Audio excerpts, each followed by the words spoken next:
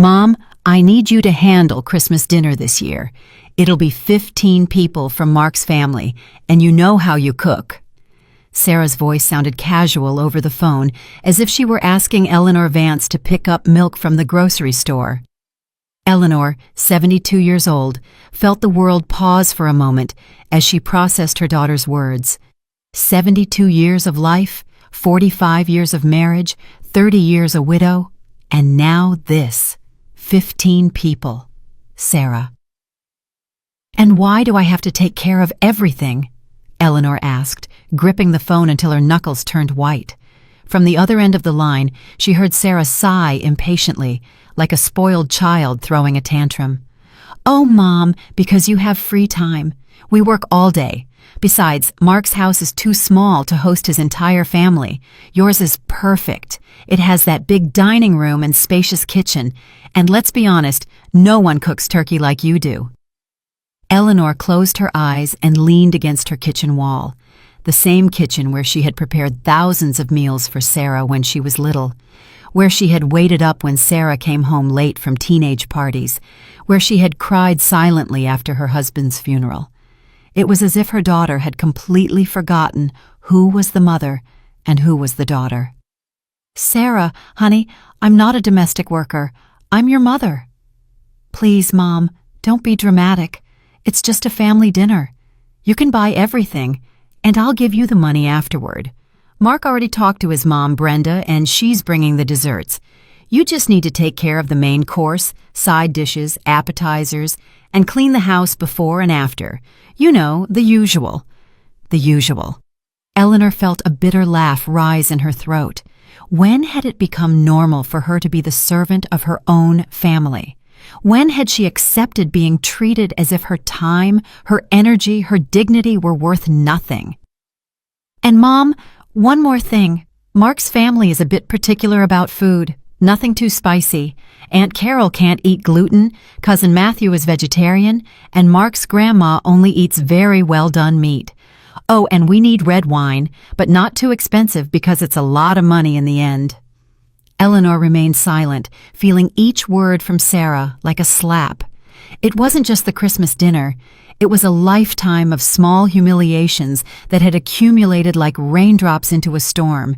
It was the 15 people, said so naturally, as if preparing food for 15 demanding strangers was as simple as boiling water for tea. "And what are you going to do, Sarah, while I'm cooking for your husband's entire family?" "Oh, Mom, I'll be there helping, of course. I don't know. I'll set the table and serve the drinks. Mark will be busy tending to his family. You know how these family gatherings are." Eleanor felt something break inside her chest. It wasn't her heart. It was something deeper. It was her patience, her infinite capacity to say yes, her need to be the perfect mother who never caused problems. For 72 years, she had been the woman who solved everything, adapted to everything, who smiled even when her world was falling apart. "Sarah, I have a question for you. When was the last time Mark and his family invited me to something? When was the last time they treated me like the grandmother of their future children and not as the free domestic worker?" "Mom, don't start that. They appreciate you very much. It's just, well, you know how Mark is with his things. He's shy." Shy. Mark, who had never had trouble borrowing money when he needed to fix his car. Mark, who had never been shy about letting Eleanor pay for dinner when the four of them went out together. Mark, who had never been shy about using her house as a free hotel when his parents visited from out of town. "All right, Sarah, I understand perfectly." Eleanor's voice had changed. It no longer sounded like the usual understanding and available mother. It sounded cold, calculated, different. Sarah seemed to notice because her tone became sweeter, more manipulative. "That means yes, Mom? You'll take care of everything? I promise it's going to be a beautiful Christmas, and everyone will remember how amazing you are at cooking." Eleanor looked out her kitchen window at the garden she had cared for decades, the roses she had planted when Sarah was a child, the rusty swing where she had pushed her granddaughter, who now lived in another city and barely called. Her whole world had become small, reduced to being useful to others. "Sarah, my love, I have news for you. Your husband and his relatives are coming for Christmas." "Perfect. Then I'm going on a trip, and you can take care of everyone because I'm not a babysitter, much less an employee." The silence on the other end of the phone was deafening. Eleanor could almost hear her daughter's panicked thoughts. She imagined Sarah's pale face, her eyes wide with horror at the possibility of having to organize a dinner for 15 demanding people herself. "What? Mom, you can't be serious. A trip?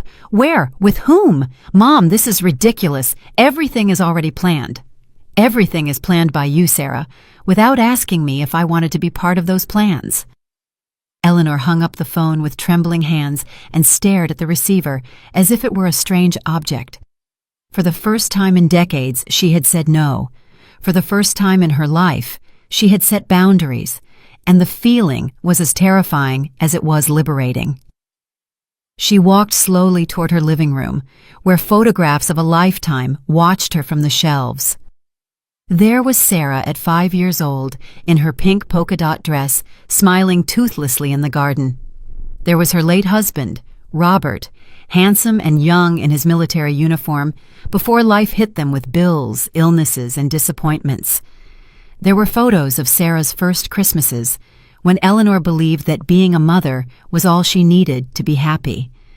When had all this begun?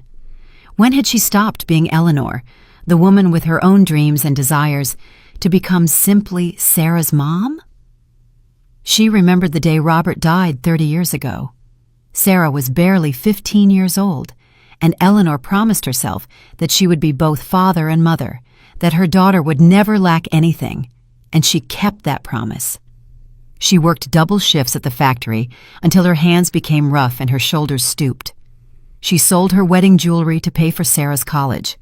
She gave up the possibility of falling in love again because Sarah needed stability.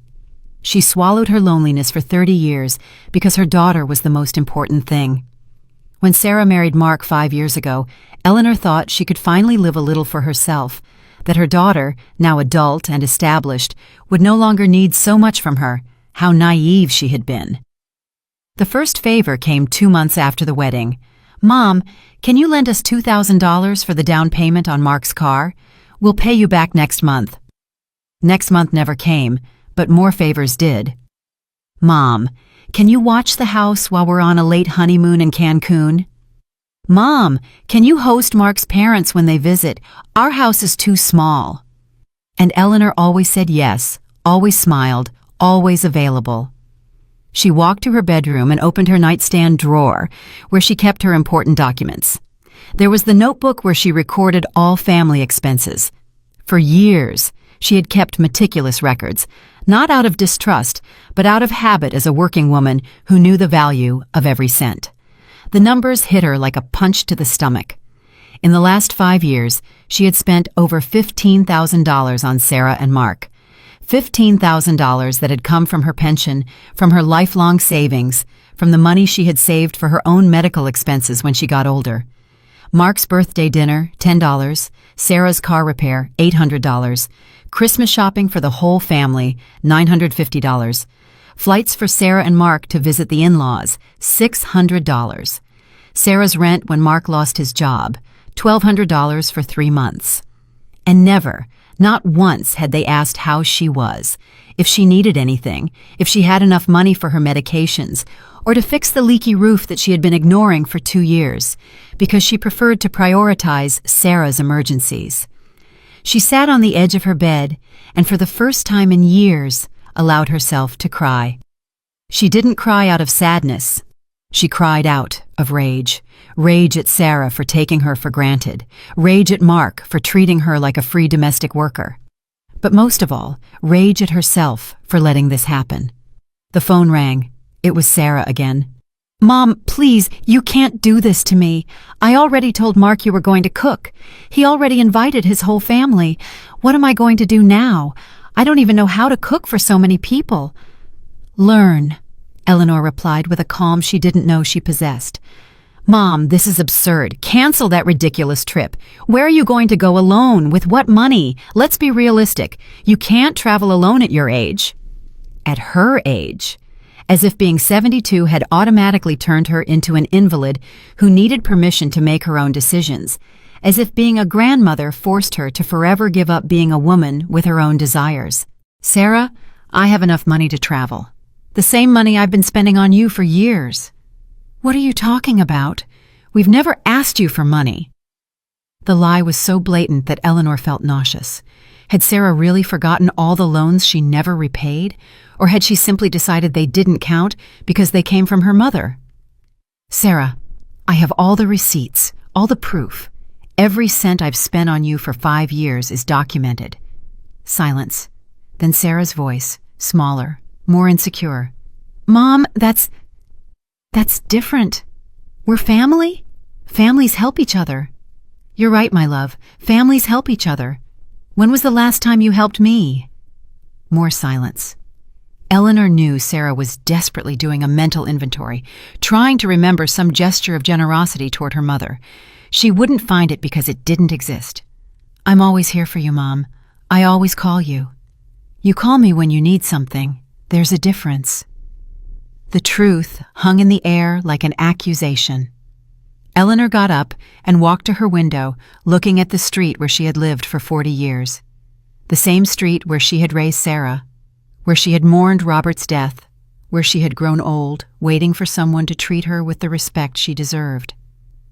"Tomorrow I'm going to the travel agency," she finally said, "and you're going to have to figure it out yourself." That night, Eleanor couldn't sleep. She lay awake staring at her bedroom ceiling, listening to the familiar sounds of her house, the hum of the old refrigerator, the persistent drip from the bathroom she had never fixed because there was always something more urgent to pay for, the creak of the old timbers settling with the years. At 3 a.m, she got up and walked to the kitchen. She brewed a cup of chamomile tea, the same kind she used to make Sarah when she was little and had nightmares. How ironic that now it was she who had nightmares, but her nightmares were real and had names. They were called ingratitude, emotional abuse, and the terrible feeling of having wasted 30 years of her life being the person everyone needed, but no one valued. She sat at the kitchen table with her steaming cup and began to remember. Not the sweet memories she had been feeding for years, but the others, the ones she had buried deep because they hurt too much. She remembered the first time Sarah had made her feel small. It was 3 years ago at her neighbor's baby shower. Sarah had arrived late, as always, and when someone commented on how elegant Eleanor looked in her new dress, Sarah had said, "Oh yes, Mom bought new clothes. I hope she didn't spend too much. You know how old people are with money." Old people. As if being old was synonymous with being irresponsible. As if her 72 years of experience working and managing money meant nothing compared to Sarah's 28 years living from favor to favor. She remembered the day Mark had eaten at her house for the first time when he had just started dating Sarah. Eleanor had cooked for hours. Chicken in green sauce, saffron rice, refried beans, handmade tortillas, 3 different types of salsa. Mark had eaten without looking up from his plate, without a thank you or a "this is delicious." In the end, he had audibly burped and said, "It's all right, but my mom Brenda puts more chili in hers." Sarah had laughed. Her own daughter had laughed at the insult to her mother.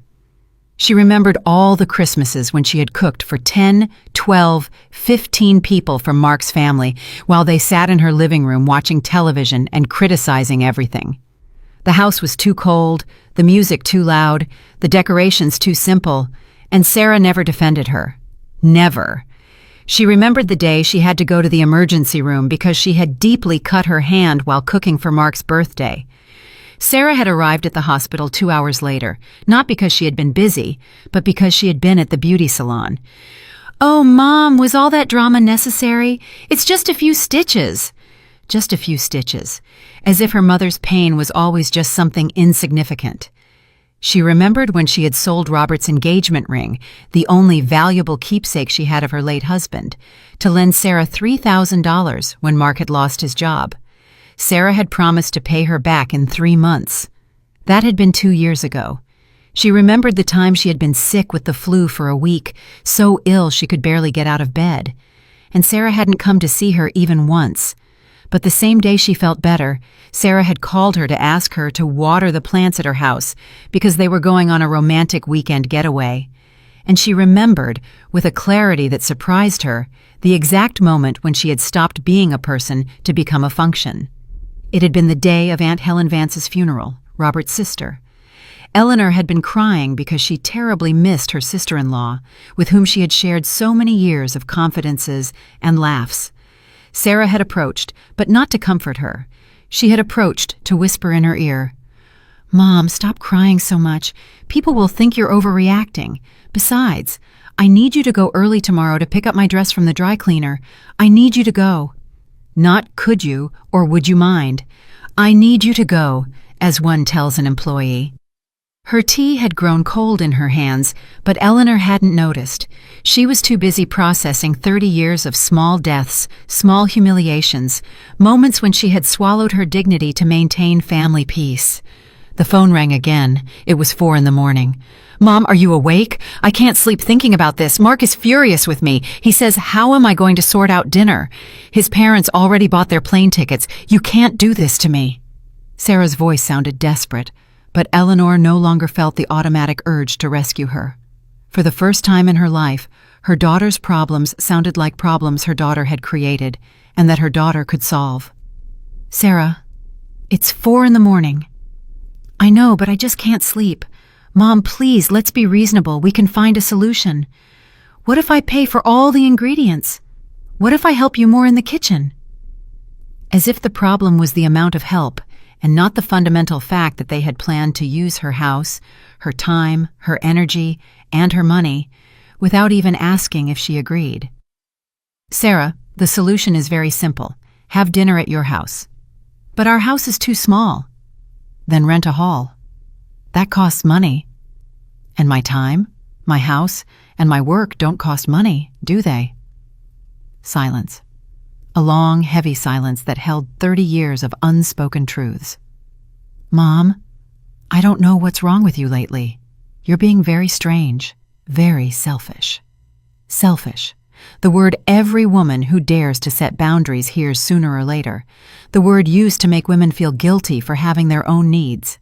"Sarah, I'm hanging up now, and don't call me again until you found a solution that doesn't involve me." "Mom." Eleanor hung up the phone and unplugged it from the wall. The silence that followed was the most beautiful she had heard in years. The next morning, Eleanor woke up with a strange feeling in her chest. At first, she thought it was anxiety, but after a few minutes, she realized it was something she hadn't felt in decades. Freedom. For the first time in 30 years, she didn't have to wonder what Sarah needed, what problems she had to solve, what sacrifice she had to make. She dressed carefully, choosing her favorite cream blouse, the one Sarah always criticized, saying it made her look too old. She combed her hair in front of the mirror and for the first time in years truly looked at herself, not to look for wrinkles or gray hairs to conceal, but to recognize herself. There stood Eleanor Vance, 72 years old, widow, mother, but above all, a woman. She walked towards downtown with firm steps. Every block she covered felt like a declaration of independence. The travel agency was on Main Street, between the pharmacy where she bought her medications and the bakery where she had bought bread every day for 40 years. "Good morning, ma'am. How can I help you?" The young woman behind the counter had a genuine smile, not the forced smile Eleanor had learned to recognize in people who saw her only as someone's grandmother. "I want to take a trip for Christmas." "How wonderful. Do you have a destination in mind? Are you traveling with family?" "I'm traveling alone, and I want to go as far away from here as possible." The agent, whose name was Emily Miller according to her badge, showed no surprise or pity. She simply opened her computer and began to show her options. "We have some beautiful packages for solo travelers. Are you interested in beaches, mountains, historic cities?" Eleanor looked at the photographs Emily showed her: white sand beaches in Cancun, snowy mountains in Switzerland, cobblestone streets in Spain. For years, she had only seen these places in magazines she flipped through in the doctor's waiting room, thinking they were dreams for other people, for people who had the right to be happy. "How much money are you planning to spend?" Emily asked gently. Eleanor thought of the $15,000 she had documented in her notebook. $15,000 she had given without thinking, without asking for anything in return, believing that love was bought with sacrifice. "I have $5,000, she said. And as she said it, she realized it was the first time in years she was talking about her money, not the money she had to set aside for Sarah's emergencies. Emily smiled more broadly. "With $5,000, we can do something incredible. How about a tour of Spain and Italy, 3 weeks visiting Madrid, Barcelona, Rome, Florence, hotels with history, meals included, guides who speak English? It's perfect for someone who wants to rediscover themselves." Rediscover herself. The word resonated in Eleanor's chest like a bell. When was the last time she had done something just to rediscover herself? "I'm interested. When would it depart?" "We have a departure on December 20th. You would return on January 10th. Exactly during the Christmas holidays. Exactly when Sarah expected her to be cooking for 15 strangers in her own house. The irony was so perfect that Eleanor almost laughed. "Do you need to think about it?" Emily asked. "No," Eleanor replied without hesitation. "I want to book that trip right now." As Emily prepared the documents, Eleanor felt a mixture of terror and euphoria. It was the most impulsive decision she had ever made, but also the one that made the most sense.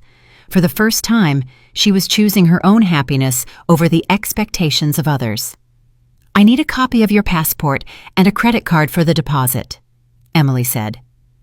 Eleanor took her passport from her purse. It was valid because she had renewed it last year with the secret hope of someday using it. Sarah had scoffed when she found out. "Why are you renewing your passport, Mom? Where are you going to go?" "To Spain and Italy," Eleanor thought with a smile. "I'm going to Spain and Italy." When she left the travel agency with her ticket in hand, she felt like a different woman. It wasn't just the trip. It was what the trip represented, the decision to live for herself. Her cell phone rang. It was a message from Sarah. "Mom, Mark says if you don't cancel that ridiculous trip, he's going to tell his whole family you're selfish and ruined Christmas. Is that what you want?" Eleanor read the message twice.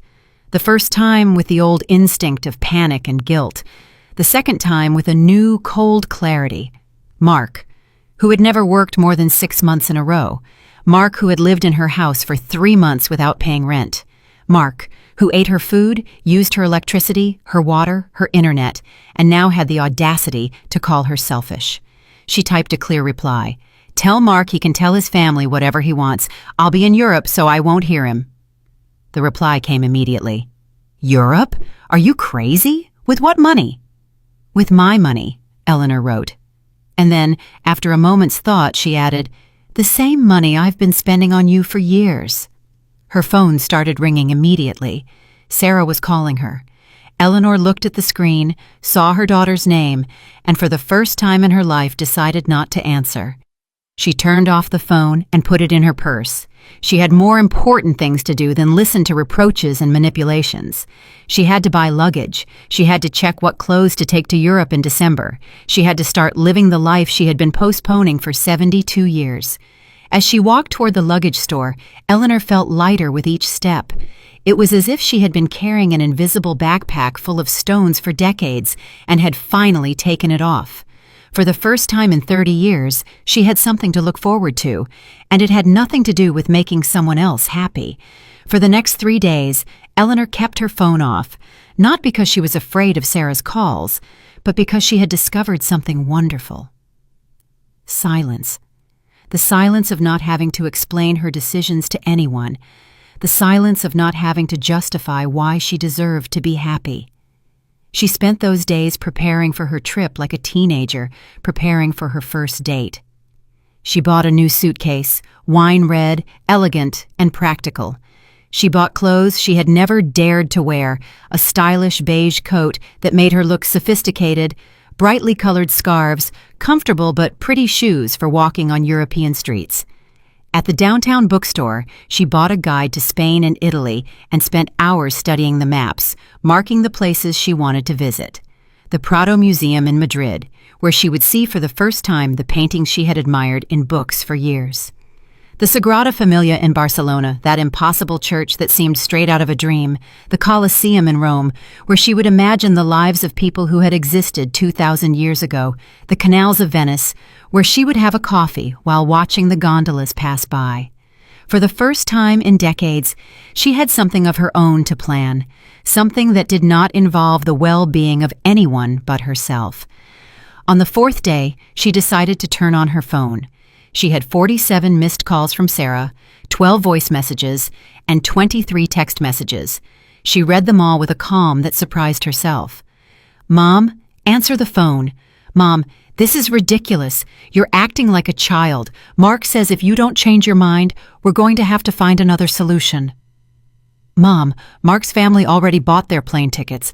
You can't ruin Christmas for so many people. I'm very disappointed in you. I never thought you'd be so selfish." "Mom, please, I need you." The messages followed the same pattern. First anger, then emotional blackmail, then victimhood. It was like reading a manual on psychological manipulation. The saddest thing was that for years, that manual had worked perfectly on her, but not anymore.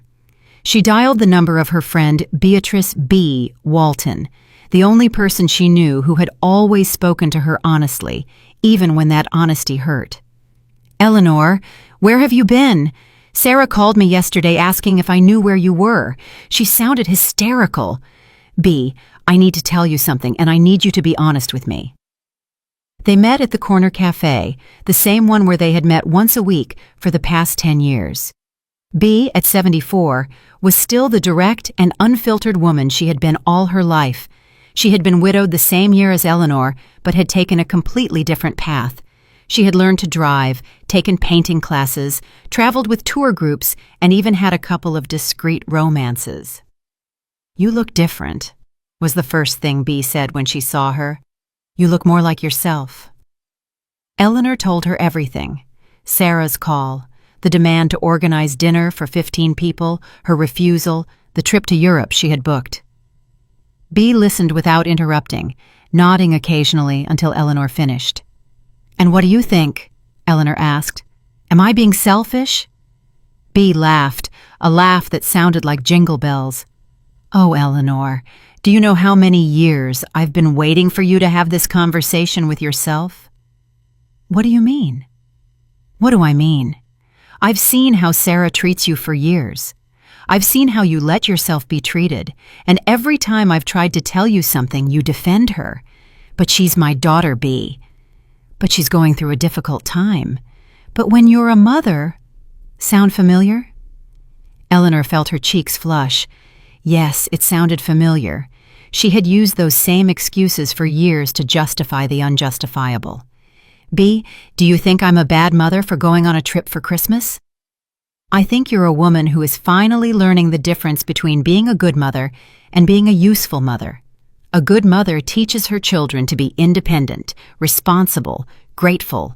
A useful mother does everything for her children until they forget how to do things for themselves." B's words fell like raindrops on dry ground. Eleanor had been a useful mother, not a good mother. She had solved all of Sarah's problems until Sarah had lost the ability to solve her own problems. She had given so much unconditional love that Sarah had learned to take it for granted. But isn't a mother supposed to always be available for her children? "Eleanor, Sarah is 33 years old. She's not a child. She's an adult woman who is married and has her own home. If at 33 she can't organize a Christmas dinner without her mom doing everything, the problem isn't you. The problem is you never taught her she could do it herself. But after Robert died, I wanted to do everything for her. And that was fine when she was 15, but you kept being everything to her when she was 20 and 25 and 30. And now she believes that's your job, that you exist to solve her problems." Eleanor remained silent, processing her friend's words. It was painful to recognize that perhaps she had loved Sarah in the wrong way, that by trying to protect her from everything, she had made her incapable of protecting herself. "B, what do I do if she never speaks to me again?" "Then you'll discover if she really loves you, or if she just loves what you do for her." The truth was simple and terrible. For years, Eleanor had confused being necessary with being loved. She had believed that as long as Sarah needed her, she would love her.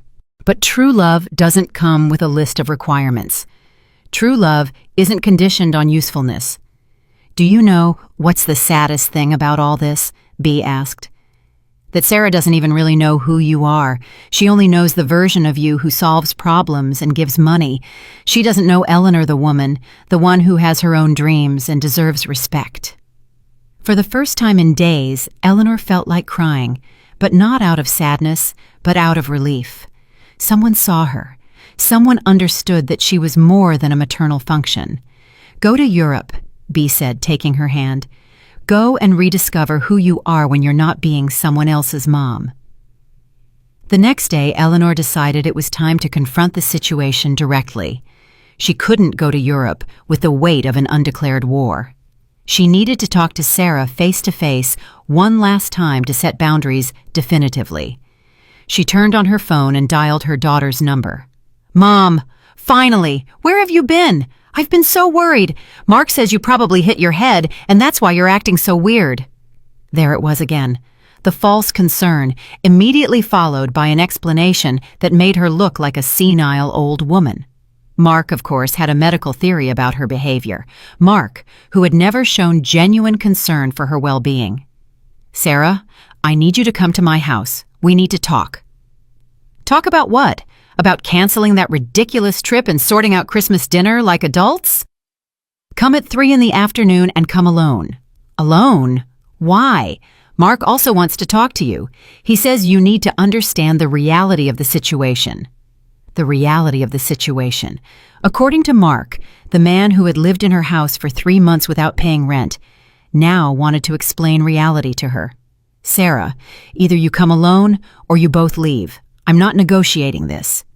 Sarah entered with a look of annoyance, like a teenager who had been unfairly punished. She sat on the sofa with her arms crossed, radiating resentment. "Mom, this has to stop. You're acting like a spoiled child. The whole family is talking about you." "What family, Sarah? Mark's family, who has never invited me to anything? The family who only knows me as the woman who cooks for free for their gatherings?" "That's not true. They appreciate you very much." "When was the last time any of them asked me how I was? When was the last time they brought me a gift, or invited me to eat, or just called me to chat?" Sarah opened her mouth to answer, but remained silent. Both knew the answer. Never. "Sarah, for 5 years, I've been your husband's family's unpaid domestic worker, and for 5 years you've been okay with that." "That's not true. We always treat you." "What, Sarah? You've always treated me with respect, always considered my feelings, always valued my time?" Eleanor got up and went for her expense notebook. She placed it on the coffee table, opened to the page where she had made the total. $15,000. That's what I've spent on you in 5 years. Money that came from my pension, from my savings, from the money I should be saving for my old age. Sarah looked at the numbers with wide eyes. "Mom, we never asked you to keep track." "You're right. You never asked me to keep track. Nor did you ask my permission before spending my money. You just assumed it was available to you. But we're family. Families help each other. Tell me, Sarah, how have you helped me in these 5 years?" Silence. A silence so profound you could hear the ticking of the wall clock in the kitchen. I'm always here when you need me." "When have I needed you, Sarah? Give me an example." More silence. Sarah was desperately searching her memory for a time when she had given instead of received. "When you were sick, when I was sick with the flu last year, you didn't come to see me even once. I found out later you had been at the spa with Mark's friends." Sarah's cheeks turned red. "It's just, I didn't know you were that bad. I sent you 3 messages saying I felt very sick. You never replied." "Mom, you can't nitpick every little thing now." "They're not little things, Sarah. They're 30 years of little things that accumulated into this, into a relationship where I give everything and you receive everything, and the day I decide to set boundaries, I'm the bad one." Sarah began to cry. Not the genuine cry of someone who understands the harm they've caused, but the manipulative cry of someone who knows tears have worked before. "Mom, you can't leave for Christmas. You can't leave me alone with this problem." "Sarah, you created this problem. You told Mark's family I was going to cook without asking me. You assumed my house, my time, and my money were at your disposal. This isn't my problem to solve. But I don't know what to do. I don't know how to cook for so many people." "Learn. Hire a catering service. Order food. There are 100 solutions that don't involve me." "That costs money. And my work doesn't cost money, does it?" Sarah wiped her tears and changed tactics. "Mom, if you do this, Mark is going to be very upset with me. He says if his family feels unwelcome, it'll be my fault." "Then maybe it's time Mark learns to solve his own family problems instead of delegating them to his mother-in-law." "You can't talk about my husband like that." "I can, and I will. Mark is a 35-year-old man who has never organized a family gathering in his life because he's always had women do it for him. First his mom, Brenda, now me. When is he going to grow up?" Sarah stood up from the sofa in a fury. "I see what's happening. You're jealous because I'm not just yours anymore. You're jealous of Mark." The accusation was so absurd that Eleanor almost laughed. "Sarah, I'm not jealous of Mark. I'm tired of being his free domestic worker." "You know what, Mom? Go on your stupid trip. We'll sort this out without you. And when you come back and feel lonely, don't come crying." Sarah stormed out, slamming the door so hard the whole house shook. Eleanor stood in the middle of her living room, breathing deeply. For the first time in 30 years, she had said exactly what she thought, and the world hadn't ended. The following days passed in a strange calm. Eleanor expected to feel guilty. She expected doubts, remorse, the little voice inside telling her she had been too harsh with Sarah. But that voice never came. Instead, she felt something she hadn't experienced in decades: peace. She woke up each morning without the anxiety of wondering what problem of Sarah's she would have to solve that day. She ate breakfast in silence, reading the newspaper from cover to cover, something she hadn't done in years because she was always rushing to solve some family emergency. She took unhurried walks in the park, observing details she had ignored for years. The autumn colors on the trees, elderly couples feeding the ducks, children playing with a freedom she had forgotten existed. One afternoon, while organizing her clothes for the trip, the doorbell rang. She expected it to be Sarah, perhaps coming to apologize, perhaps coming to make one last manipulative attempt. But when she opened the door, she found Brenda, Mark's mother. Brenda was a 68-year-old woman, elegant and cold, who had always treated Eleanor with distant courtesy. In 5 years of knowing her, they had never had a conversation that lasted more than 10 minutes. "Eleanor, sorry to come without warning, but we need to talk." "Of course, Brenda, come in." Brenda entered and sat on the sofa with the rigid posture of someone who had come to perform an unpleasant mission. "Eleanor, Sarah told me about the situation, about your decision to go on a trip for Christmas." "Yes, I'm going to Spain and Italy. It's something I've wanted to do for years." "I understand you want to travel, but don't you think the timing is inappropriate? We already have everything planned. My family already bought their plane tickets." Eleanor studied Brenda's face. There was no malice in her words, but there was that automatic assumption that others' plans were more important than her own. "Brenda, can I ask you something? In these 5 years, how many times has your family invited me to something?" Brenda blinked. She clearly didn't expect that question. "Well, we've always appreciated you opening your home for family gatherings." "That's not what I asked. I asked how many times you've invited me to something, to your house, to a restaurant, to a celebration where I was the guest and not the hostess." The silence stretched. Brenda looked at her hands, clearly uncomfortable. "Eleanor, we always thought you enjoyed being the hostess. You're such a good cook, and your house is so welcoming." "Brenda, for 5 years, I've cooked for your family every Christmas, every birthday, every special occasion. I've spent thousands of dollars on food, decorations, gifts. I've cleaned my house before and after every gathering. I've washed mountains of dishes, and in 5 years, no one in your family has genuinely thanked me. But Eleanor, last year, at Christmas dinner, your sister Carol criticized my turkey, saying it was too dry. Your brother-in-law Elias complained there wasn't enough beer. Your son Mark burped at the table and then fell asleep on my sofa while I washed the dishes. Is that appreciation, Brenda? Brenda blushed. She clearly knew that everything Eleanor said was true, but she had never thought about it from the hostess's perspective. Eleanor, I hadn't realized. Of course you hadn't realized, because for 5 years, all of you have seen me as part of the furniture at family gatherings. The woman who cooks, cleans, and pays, but who doesn't have her own feelings. That's not true. Brenda, tell me something. Do you know my favorite color? Do you know what kind of music I like? Do you know if I have hobbies, dreams, interests that aren't cooking for your family? Brenda looked at her with wide eyes, clearly realizing she knew absolutely nothing about Eleanor as a person. I hadn't thought. Exactly. You hadn't thought. Because for your family, I'm not a person.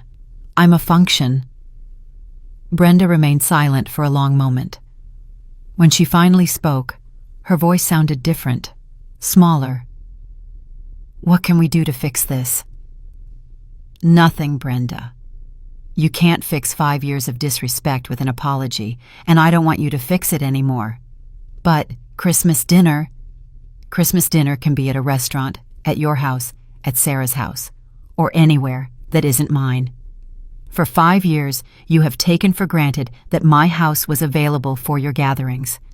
This year, you will learn to make other plans. I know we've made mistakes, but don't you think cutting all contact is extreme? I'm not cutting all contact. I'm setting boundaries. I'm telling you that I'm no longer going to be your family's unpaid domestic worker.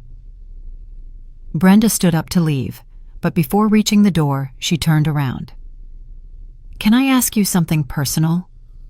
Of course. Have you ever been happy doing all these things for us? The question hit Eleanor like a punch to the stomach, not because it was cruel, but because it was genuine. And the answer was devastatingly honest. No, Brenda, I haven't been happy. I've been so busy being useful that I forgot how to be happy. Brenda nodded slowly, as if finally understanding something important. I hope you find that happiness on your trip. After Brenda left, Eleanor sat in her kitchen with a cup of tea. For the first time, someone from Mark's family had recognized that she had a right to be happy. It was a small step, but it was something. She looked at the calendar on the wall. 5 days until her flight. 5 days to leave behind 30 years of being the woman who solved others' problems and start being the woman who lived her own life. The phone rang. It was Bea. How's everything, Eleanor? I think I'm finally learning the difference between being needed and being respected. And how does that feel? Eleanor smiled, a genuine smile that no one could see, but that could be felt through the phone. It feels like freedom. The day before her flight, Eleanor woke up with a feeling of anticipation she hadn't felt since she was a child waiting for Christmas. She had everything ready, her suitcases carefully packed, her documents organized in a special folder, the perfect clothes for every occasion she had imagined. But more important than all that, she had something she had lost decades ago. Hope. She bathed calmly, chose her favorite dress, the terracotta color Sarah always criticized, saying it made her look too flashy, and put on makeup in front of the mirror, not to look younger or to hide wrinkles, but to celebrate the woman she had rediscovered. Every line on her face told a story, and for the first time in years, she was proud of that story. As she ate her last coffee at home for breakfast, the doorbell rang. Her heart skipped a beat, thinking it might be Sarah coming to make amends, but when she opened the door, she found something completely unexpected. An older gentleman, elegant, with flowers in his hands. Mrs. Eleanor Vance? Yes, that's me. My name is David Hawthorne. I'm Emily's father, the travel agent who organized your trip to Europe. Eleanor looked at him, confused. Why would Emily's father be at her door? Emily told me about you. David continued with a warm smile. She told me you're a brave woman who's going to travel alone to Europe for the first time. And I'm also planning the same trip, the same dates, almost the same itinerary. Eleanor felt her cheeks flush. And I was wondering if you'd like some company, not for romance or anything pushy, he quickly clarified, noticing the surprised expression on her face. Just to have someone to share a meal with once in a while, someone to take your picture when you're in front of the Leaning Tower of Pisa. It was so unexpected, so outside everything she had imagined for her trip, that Eleanor didn't know what to say immediately.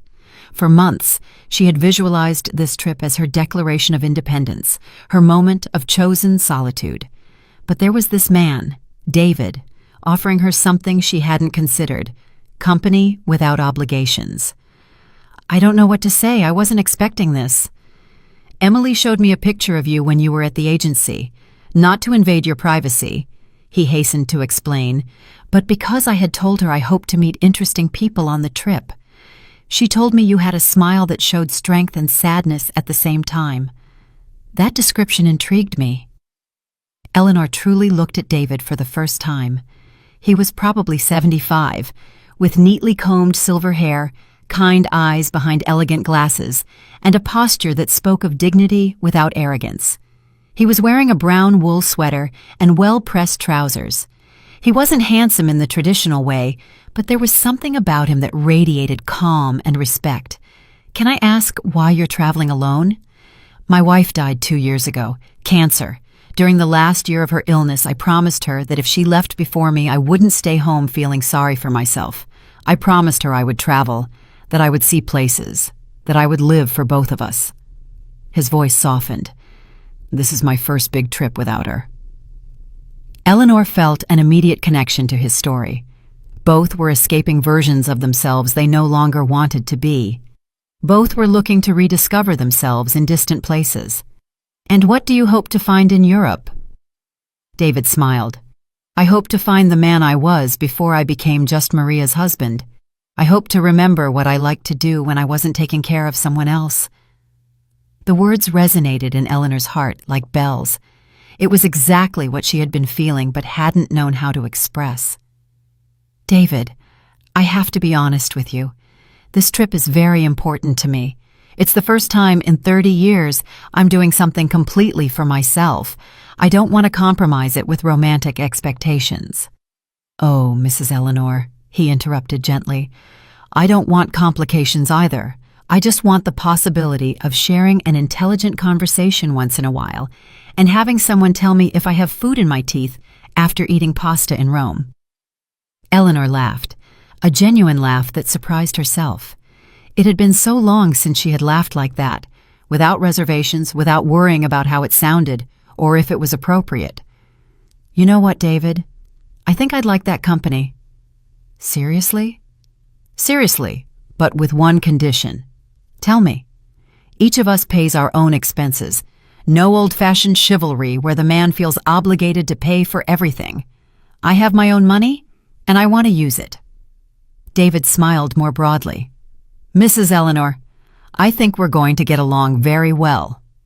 He gave her the flowers, white and yellow daisies, simple and beautiful, and left, not without first giving her his card with his phone number and the details of his hotel in Madrid. After he left, Eleanor stood with the flowers in her hands, feeling like a teenager. Not because David was a romantic interest, it was still too soon to think about that, but because someone had seen something more in her than a useful mother or an available grandmother. Someone had seen an interesting woman. She put the flowers in a vase and placed them on the kitchen table. Tomorrow she would be on a plane to Madrid, and for the first time in decades, she didn't know exactly what to expect. That uncertainty that once would have terrified her now excited her. The phone rang. It was Sarah. Mom, your flight is tomorrow, right? Yes, tomorrow. There was a long pause. Mom, I don't want you to leave angry with me. I'm not leaving angry, Sarah. I'm leaving free. Can we talk when you get back? We can talk when you're ready to truly listen. Another pause. I love you, Mom. I love you too, Sarah, but I'm no longer going to confuse love with unlimited availability. After hanging up, Eleanor prepared her last dinner at home before the trip. Nothing elaborate, just a simple soup and a salad. She ate slowly, savoring each bite, aware that tomorrow she would be dining in Madrid. For the first time in 30 years, she had something that was completely hers, a future full of possibilities. 3 weeks later, Eleanor was sitting on a small terrace overlooking the Mediterranean in Barcelona with a cup of café con leche that tasted exactly as she had dreamed it would. The late Mediterranean sun caressed her face as she wrote in a new journal she had bought in Madrid, something she hadn't done since she was a teenager. Day 21 in Europe, she wrote in careful script. Today I understood something important. Happiness is not a prize you receive after years of sacrifice. Happiness is a choice you make every day. David approached with 2 ice creams, a lemon one for her and a chocolate one for him. During the 3 weeks, they had developed an easy and comfortable friendship. He was a perfect travel companion, cultured without being pretentious, funny without being a clown, attentive without being intrusive. They had walked together through the Prado Museum, gotten lost together in the streets of Rome. They had laughed together when he tried to speak Italian with a Spanish accent and ended up asking for shoes with cheese instead of pasta with cheese. "Writing your memoirs?" David asked, sitting in the chair next to her. "Writing my new story," Eleanor replied, "the one that starts at 72. Her phone had rung several times during the trip. Messages from Sarah, some desperate, others furious, others manipulative. The first few days she had read them all, feeling pangs of guilt, but gradually she had developed a new perspective. Sarah's problems were no longer emergencies she had to solve. They were lessons Sarah had to learn. The last message she had read, sent 2 days ago, was different. "Mom, we had to cancel Christmas dinner. Mark and I had a big fight about who was going to take care of everything. In the end, we decided we weren't ready to organize something so big. His parents are disappointed with us, not with you. I think I understand a little better why you left. I hope you're doing well." Eleanor had read that message 3 times. She felt no triumph or satisfaction, just a quiet confirmation that she had made the right decision. Sarah was learning, perhaps for the first time in her adult life, that actions have consequences and that there wouldn't always be someone else to solve her problems. "What are you thinking about?" David asked, noticing her thoughtful expression. "That for 70 years I believed my worth as a person depended on how useful I was to others. I believed love was earned by being indispensable. And now? Now I know that true love doesn't have to be earned. It either exists or it doesn't. And people who truly love you don't disappear when you stop being useful." David nodded. During the 3 weeks, they had shared many deep conversations. He had told her about the years he spent caring for Maria, how he had gradually lost his individual identity in the process of being the perfect husband. She had told him about 30 years of being the perfect mother until she realized that perfection had made her invisible as a person. "Do you know what's the strangest thing?" Eleanor said. "During this entire trip, I haven't cooked a single meal for anyone else, and I don't miss it. I thought I would miss it, but I don't." "What do you miss?" "I miss the version of myself that existed before I became a maternal function. The woman who read books for pleasure, who had her own opinions about movies, who dreamed of traveling. That woman was asleep for 30 years, but she wasn't dead." The sun began to set over the Mediterranean, painting the sky with colors that had no name. Tomorrow would be her last day in Europe before returning home. But home no longer sounded like a prison. It sounded like a place where she could continue to be the woman she had rediscovered on this trip.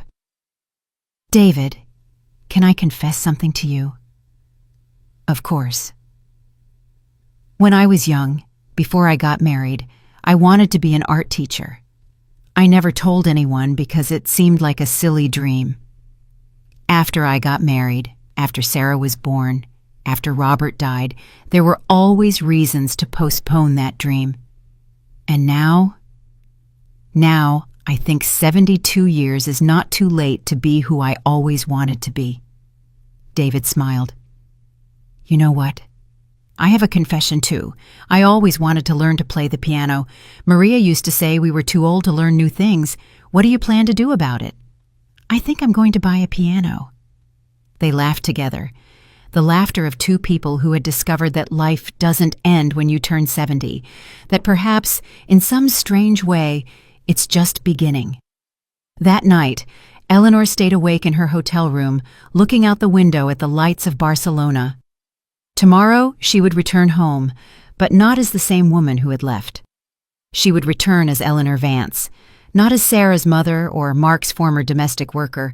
She would return as a woman who had learned that saying no wasn't selfishness, it was survival. Her phone vibrated. A message from B. "How's the new Eleanor?" She replied. The new Eleanor is learning that it's never too late to start a new life. The next day, on the plane back, as she watched Europe disappear beneath the clouds, Eleanor wrote in her journal, "Today I don't need permission to live. Today I know that respect is not begged for. It is demanded. Today I understand that freedom is not doing what you want, but not doing what you don't want. And tomorrow, when I land at home, I will begin the rest of my life." She closed the journal and leaned back in her seat. For the first time in 72 years, the future belonged entirely to her. It wasn't revenge, it was liberation, and it felt exactly like flying. 6 months after my return from Europe, I am sitting here in my new art studio with hands stained with acrylic paint and a heart lighter than it has been in decades. I never thought that at 73 I would be learning to mix colors and discovering that I have a natural talent for painting landscapes. The house feels different now. It is no longer a place where I await desperate calls or unexpected visits asking for favors. It is my sanctuary, my space, where every object is where I want it to be, and every decision is mine. The silence no longer frightens me. It embraces me. Sarah and I talk now, but differently. At first it was difficult. There were tears, reproaches, mutual accusations, but something changed when I stopped defending myself and simply maintained my boundaries. She had to learn to relate to me as a person, not as a resource. She is still learning, but there is progress. She asks me how I am before telling me her problems. She invites me to lunch without expecting me to pay the bill. These are small changes, but significant. Mark. Well, Mark is still Mark, but he's no longer my problem. Sarah is slowly learning that her husband's problems are her husband's responsibility, not her mother-in-law's. It has been a costly lesson for her, but a necessary one. David visits me once a week. We drink tea, share stories from our classes. He did indeed buy his piano and is learning to play Chopin, and sometimes we go to the movies like two friends who enjoy each other's company without complicated expectations.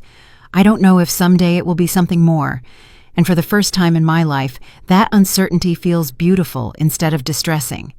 I have learned that self-love is not selfishness. It is emotional survival.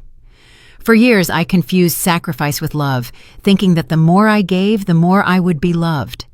Now I understand that true love blossoms when both people respect each other enough to maintain their individuality. My bank account has grown.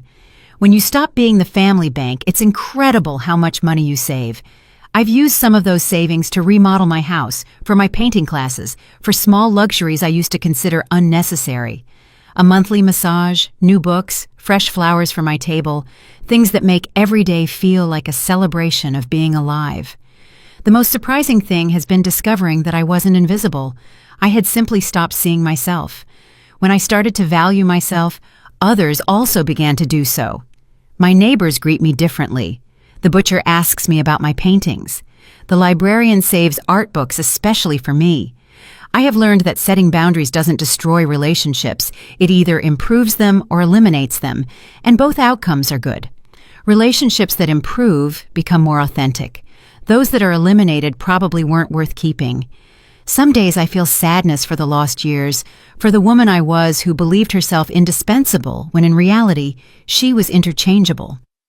But that sadness no longer paralyzes me. I accept it, embrace it, and then let it go. The past taught me. The present belongs to me. I look at my hands as I write this. Hands that cooked thousands of meals for people who took them for granted. Hands that cleaned messes I didn't make. Hands that signed checks for others' dreams. Now these same hands create art, write their own thoughts, applaud personal achievements.